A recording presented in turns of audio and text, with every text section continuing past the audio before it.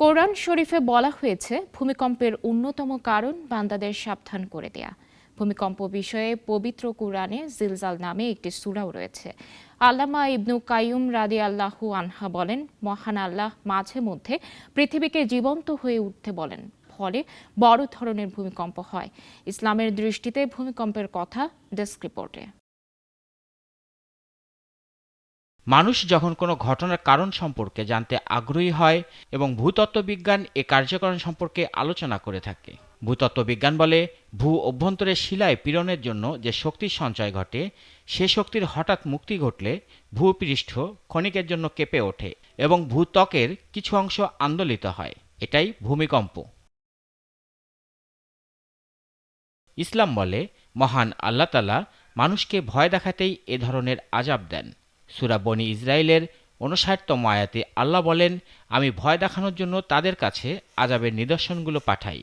সূরা আনামেও ৬৫ নম্বর আয়াতে বলা আছে, আল্লাহ তোমাদের উপর থেকে অথবা তোমাদের পায়ের নিচ থেকে আযাব পাঠাতে সক্ষম।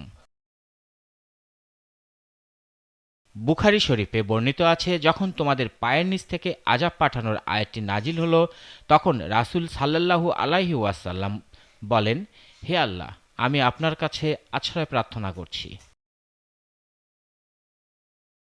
বুখারী শায়খ ইস্পাহানী রাদি আল্লাহু আনহা এ আয়াতের তাফসীর করে বলেন, এর ব্যাখ্যা হলো ভূমিকম্প ও ভূমিধসের মাধ্যমে পৃথিবীর অভ্যন্তরে ঢুকে যাওয়া। ভূমিকম্প সম্পর্কে আল্লামা ইবনে কাইম রাদিয়াল্লাহু আনহা বলেন, মহান আল্লাহ মাঝে মাঝে পৃথিবীকে জীবন্ত হয়ে ওঠার অনুমতি দেন, ফলে বড় ধরনের ভূমিকম্প অনুভূত হয়। তখন এ ভূমিকম্প মানুষকে ভীত করে, তারা মহান আল্লাহর কাছে তওবা করে। রাসূল সাল্লাল্লাহু আলাইহি ওয়াসাল্লাম আরও বলেছেন, যে পর্যন্ত না ইলম উঠিয়ে নেওয়া হবে, অধিক পরিমাণে ভূমিকম্প হবে। সময় সংকুচিত হয়ে আসবে, ফিতনা প্রকাশ পাবে এবং খুন খারাপি বাড়বে। তোমাদের সম্পদ এত বাড়বে যে উপচে পড়বে। আর এসব দিয়ে আল্লাহ তার বান্দাদের সতর্ক করে থাকেন।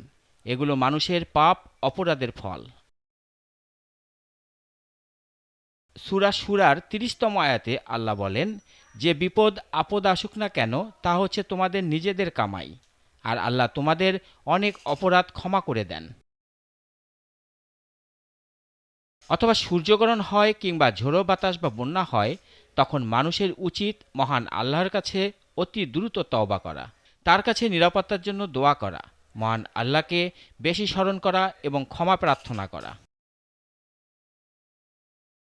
বর্তমানে যেসব ভূমিকম্প ঘটছে তা মহান আল্লাহর প্রেরিত সতর্ককারী নিদর্শনগুলোর একটি। এগুলো দিয়ে তিনি তার বান্দাদের ভয় দেখিয়ে থাকেন। এগুলো মানুষের পাপের ফল। ভূমিকম্পের অন্য নাম কিয়ামত। এর ক্ষতি ও ভয়াবহ পরিণতির জন্য দায়ী মানুষের অপকর্ম ও অনাচার। ধর্মদ্রোহীদের শাস্তিদান প্রসঙ্গে মহান আল্লাহ বলেন, তাদের কাউকে আমি মাটির নিচে গেড়ে দিয়েছি। সবচেয়ে বড় কথা হলো, ভূমিকম্প আল্লাহর একটি সতর্ক বার্তা, যাতে মানুষ তার অপরাধ বুঝতে পেরে ফিরে আসে আল্লাহর পথে। নাগরিক নিউজ ডেস্ক।